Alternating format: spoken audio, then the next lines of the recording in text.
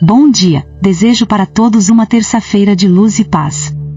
Sua amiga Ariel traz mais uma edição do Conexão Espírita, com perguntas e respostas do Livro dos Espíritos.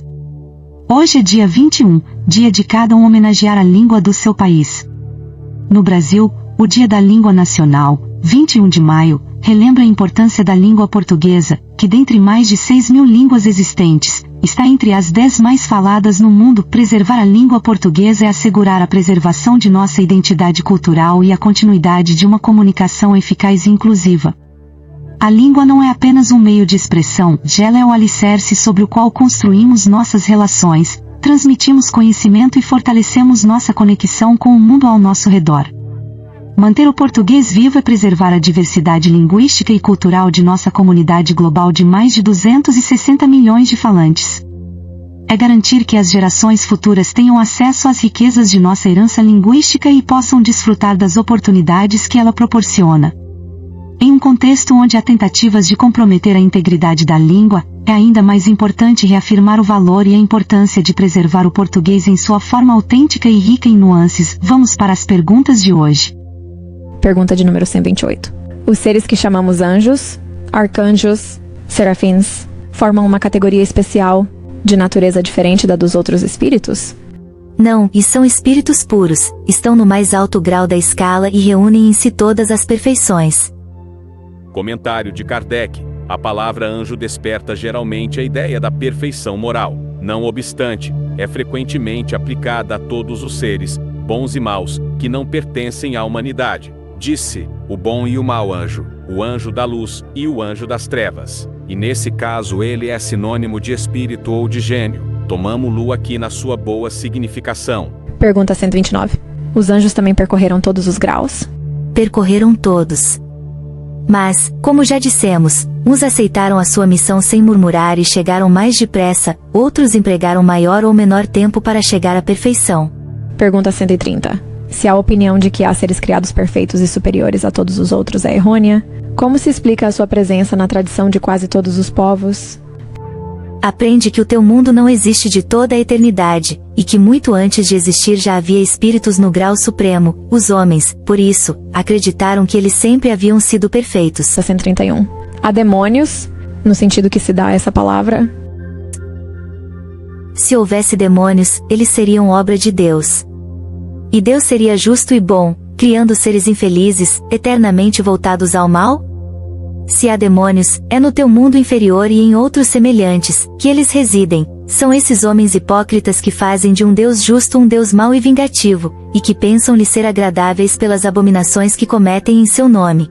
Comentário de Kardec. A palavra demônio não implica a ideia de espírito mau, a não ser na sua acepção moderna, porque o termo grego daimon, de que ela deriva, significa gênio, inteligência, e se aplicou aos seres incorpóreos, bons ou maus, sem distinção. Os demônios, segundo a significação vulgar do termo, seriam entidades essencialmente malfazejas, e seriam, como todas as coisas, criação de Deus. Mas Deus, que é eternamente justo e bom, não pode ter criado seres predispostos ao mal por sua própria natureza, e condenados pela eternidade. Se não fossem obra de Deus, seriam eternos como ele, e nesse caso haveria muitas potências soberanas. A primeira condição de toda doutrina é a de ser lógica. Ora, a dos demônios, no seu sentido absoluto, falha neste ponto essencial, que na crença dos povos atrasados, que não conheciam os atributos de Deus, admitindo divindades malfazejas, também se admitissem os demônios, é concebível. Mas para quem quer que faça da bondade de Deus um atributo por excelência é ilógico e contraditório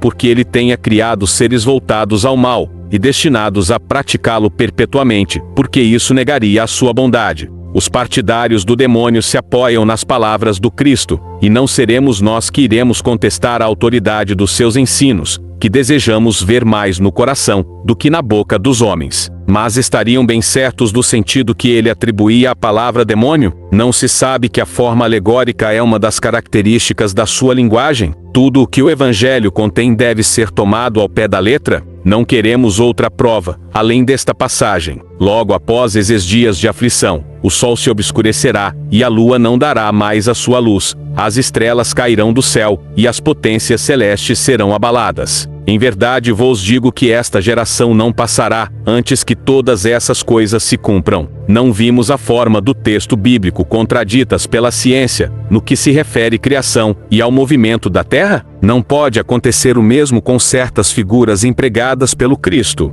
que devia falar de acordo com o tempo e a região em que se achava? O Cristo não poderia ter dito conscientemente uma falsidade. Se, portanto, nessas palavras há coisas que parecem chocar a razão, é que não as compreendemos ou que as interpretamos mal. Os homens fizeram, com os demônios, o mesmo que com os anjos. Da mesma forma que acreditaram na existência de seres perfeitos, desde toda a eternidade, tomaram também os espíritos inferiores, por seres perpetuamente mal. A palavra demônio deve, portanto, ser entendida como referente aos espíritos impuros, que frequentemente não são melhores que os designados por esse nome, mas com a diferença de ser o seu estado apenas transitório. São esses os espíritos imperfeitos que murmuram contra as suas provações, e por isso as sofrem por mais tempo, mas chegarão por sua vez à perfeição, quando se dispuserem a tanto. Poderíamos aceitar a palavra demônio com esta restrição, mas, como ela é agora entendida num sentido exclusivo, poderia induzir em erro, dando margem à crença na existência de seres criados, especialmente para o mal. A propósito de Satanás, é evidente que se trata da personificação do mal, sob uma forma alegórica, porque não se poderia admitir um ser maligno lutando de igual para igual com a divindade, e cuja única preocupação seria de contrariar os seus desígnios. Como o homem necessita de imagens e figuras para impressionar a sua imaginação, pintou os seres incorpóreos com formas materiais dotadas de atributos que lembram as suas qualidades, ou os seus defeitos. Foi assim que os antigos, querendo personificar o tempo, deram-lhe a figura de um velho com foice e uma ampulheta, uma figura de jovem. Nesse caso, seria um contrassenso. O mesmo se deu com as alegorias da fortuna, da verdade, etc. Os modernos representaram os anjos, os espíritos puros numa figura radiosa, com asas brancas, símbolos da pureza, e Satanás com chifres, garras e os atributos da bestialidade, símbolos das baixas paixões. O vulgo, que toma as coisas ao pé da letra, viu nesses símbolos entidades reais, como outrora vira Saturno na alegoria do tempo 1. Esta teoria espírita sobre os demônios vai hoje se impondo aos próprios meios religiosos,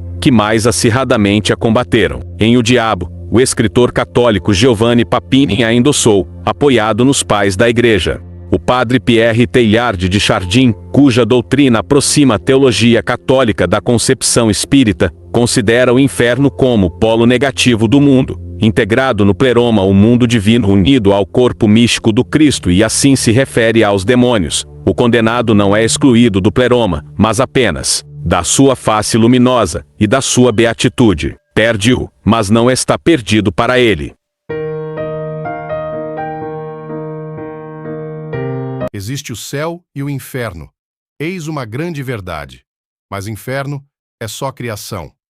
Dentro da mentalidade de quem entrega a sua vida, nas mãos da insanidade. Inferno é mera desculpa. Para o nosso vitimismo, matamos a nossa paz. Para dar vida ao egoísmo, trocamos a nossa fé por crença no pessimismo.